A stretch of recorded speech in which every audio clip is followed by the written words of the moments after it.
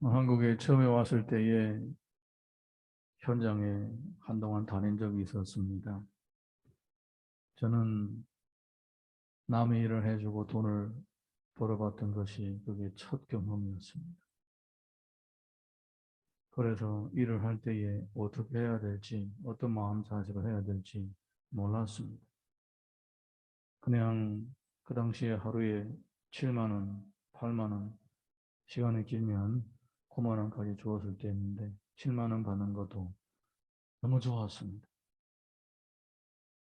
그래서 이제 7만 원을 받으면서 매일마다 열심히 일을 했습니다.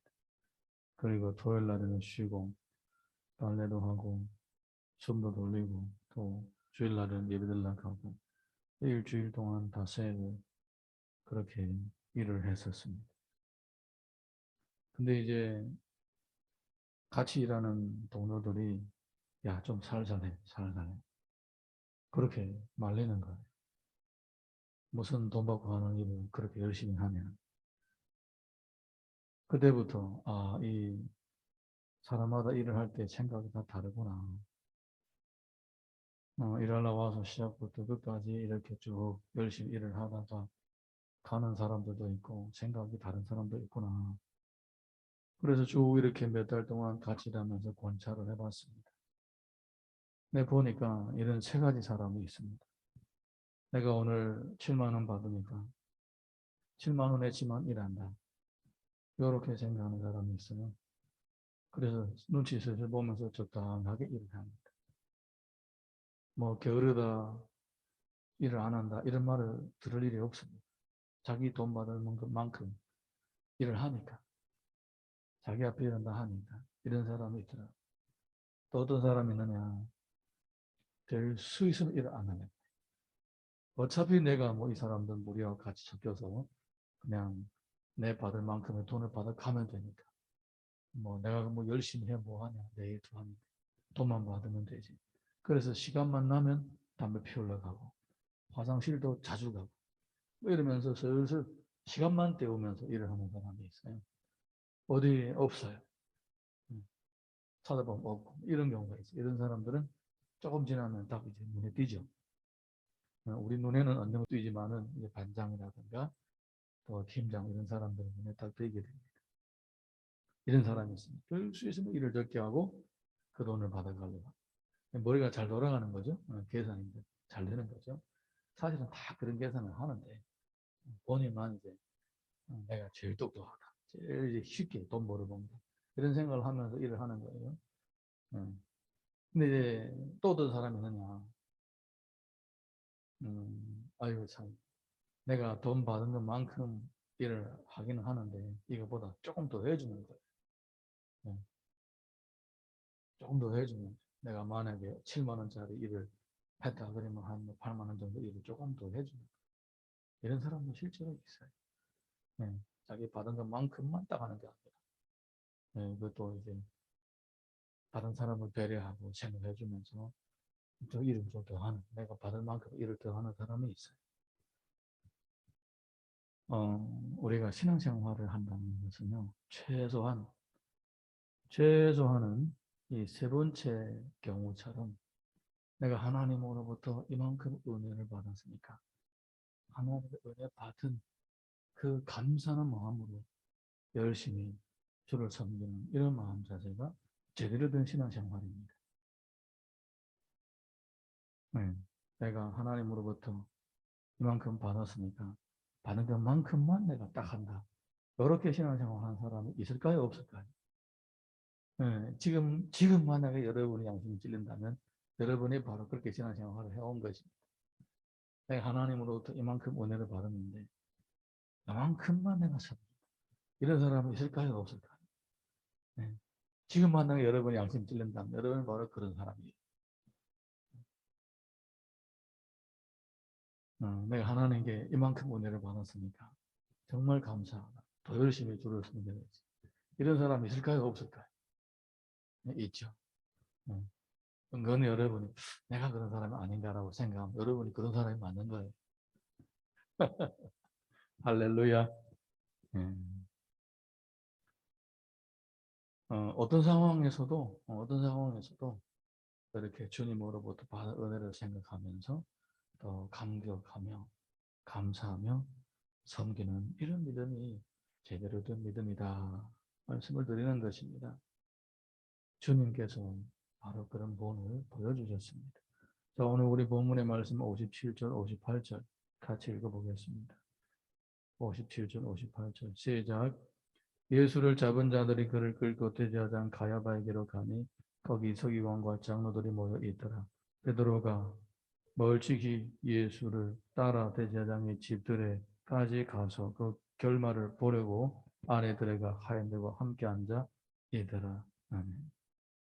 다른 제자들은 다 도망가 버렸습니다. 근데 베드로는 미안합니다. 도망가요.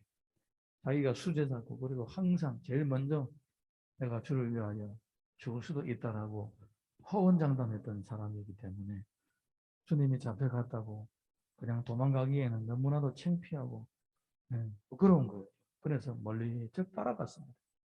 멀리 쭉 그냥 모른 척하고 미행을 한 거예요. 미행을. 혹시라도 누가 발견하면 모른 척 하려고 멀리 쭉 따라갈 거예요. 그리고 보면 그 결말을 보려고 진짜 예수님께서 자신이 말씀하신 것처럼 십자가에 못 박혀 죽고 비참하게 끝나는 것인가? 아니면 저렇게 만약에 잡혀가다가 갑자기 다윗처럼 그렇게 탈출해가지고 왕위를 얻는 그런 일이 있지 않을까? 은근히 끝까지 한번 기대를 해보는 거예요. 끝까지 한번 기대를 해보는 거예요. 이렇게. 근데 예수님은 사실은 말씀하신 그대로 반드시 십자가에 못 박혀 죽어야 했습니다. 왜냐하면 예수님의 죽으심은 오래전부터 예언된 것이고 하나님의 구원의 역사를 위해서는 반드시 필요했던 것입니다. 그래서 주님은 기꺼이 그 고난의 길을 가신 것입니다.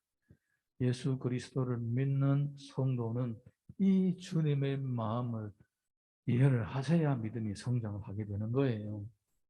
그러니까 이 고난을 내가 이 일을 힘들고 어렵지만은 왜 감당을 해야 되는지 분명한 이유를 알고 있어야 된다라는 것입니다. 저는 몇 개월 동안 그 현장에서 일을 할 때에 기쁜 마음으로 즐거운 마음으로 했습니다. 또 그 소장, 그 인력 속에서 소장도 저를 도와주어서 지금도 늘 고마운 마음을 가지고 있습니다.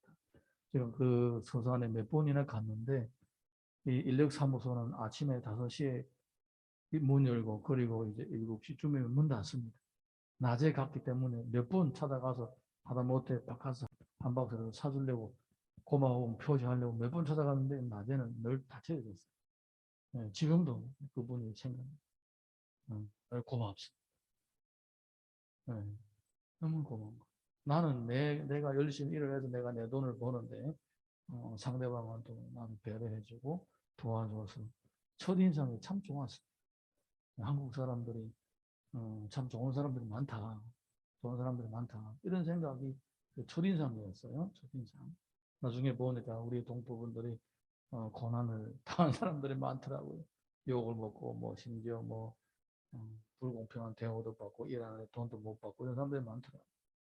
그런데 여러분 그게 현실이에요.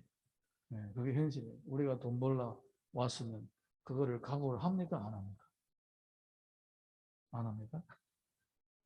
각오를 다 합니다.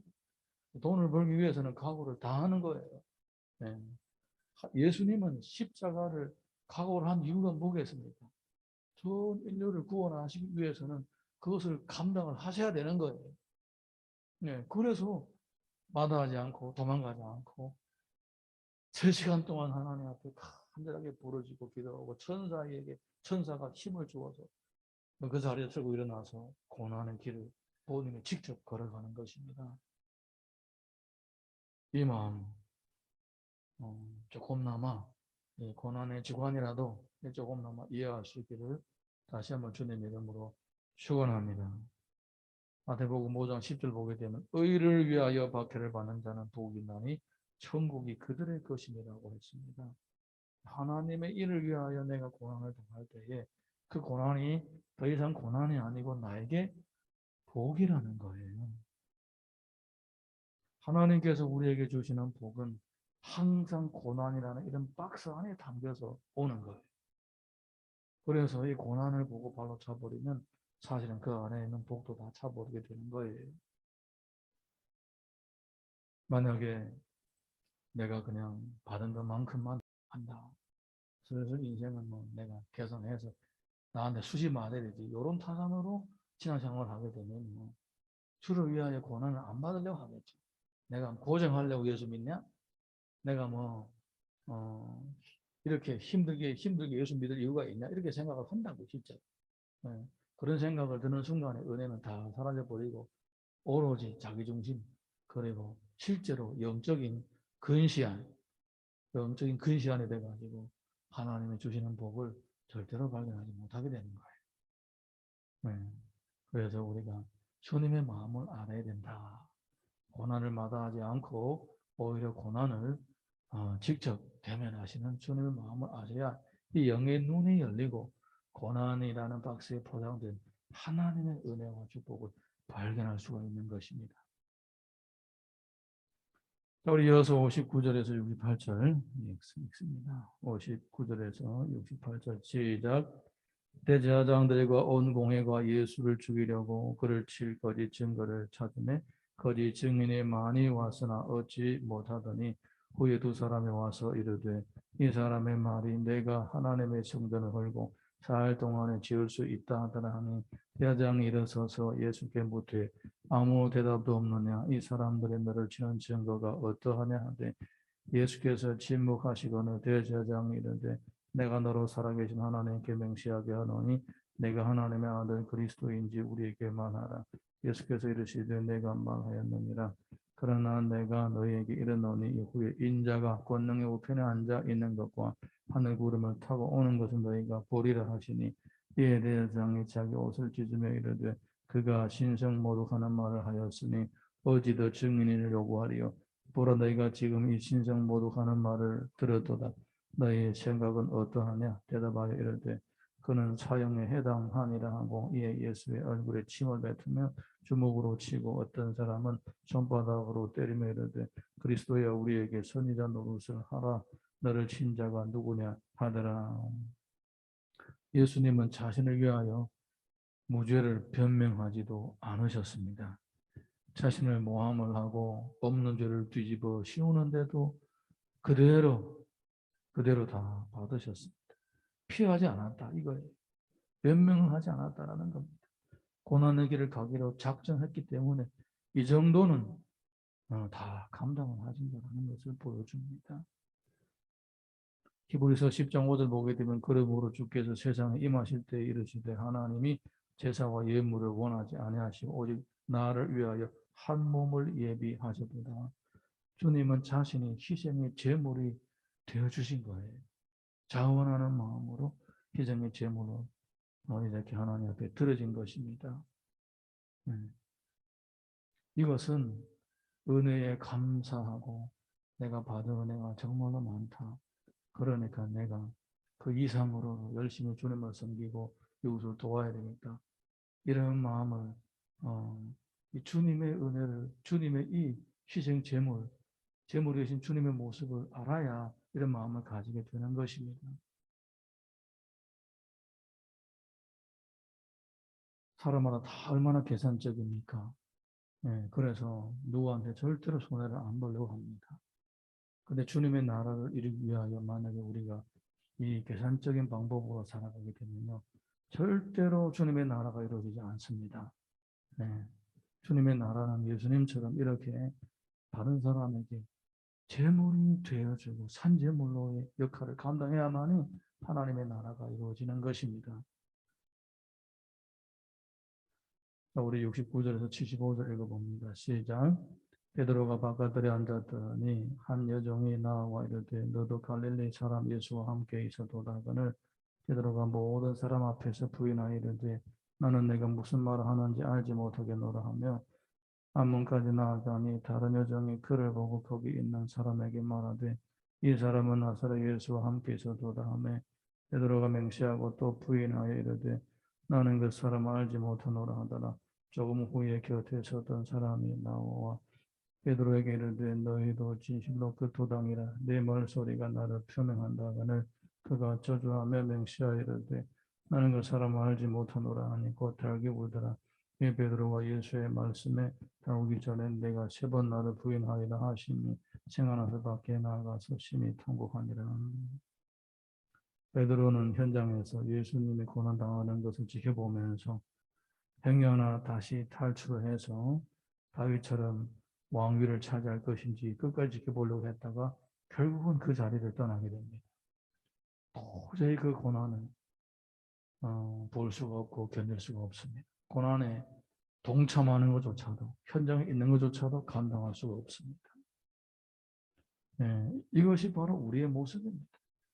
계산적이고 따져보고 내한테 수지 맞지 않는가 안 되면 바로 피해가고 이런 식으로 살아오고 또 실제로 신앙생활도 또 그렇게 하고자 하는 그런 경향이 있는 거예요. 이게 바로 우리의 자아의 모습이에요. 여러분, 내가 누군가에게 하나라도 더 베풀고 누구에게 하나라도 도와주지 않으면 그 사람과의 진정한 관계가 형성되지 않습니다. 네. 어디든 누구한테든 손해보려고 하지 않고 머리만 계속 굴리다 보게 되면요. 사람과의 진정한 관계가 형성되지 않는 거예요. 그러면 전도가 안 되는 거예요. 늘 다른 사람한테 뭔가를 떼먹으려고, 이용해 먹으려고 하면서 그 사람의 영혼을 구원한다. 이거는 불가능한 일이에요. 절대로 그게 똑같게 진행될 수가 없는 거예요. 네. 희생이라는 것은 자기의 것을 내려놓고 하나님의 인도하심을 따라 성령의 감동을 따라 사는 것을 가르치는 거예요. 할렐루야.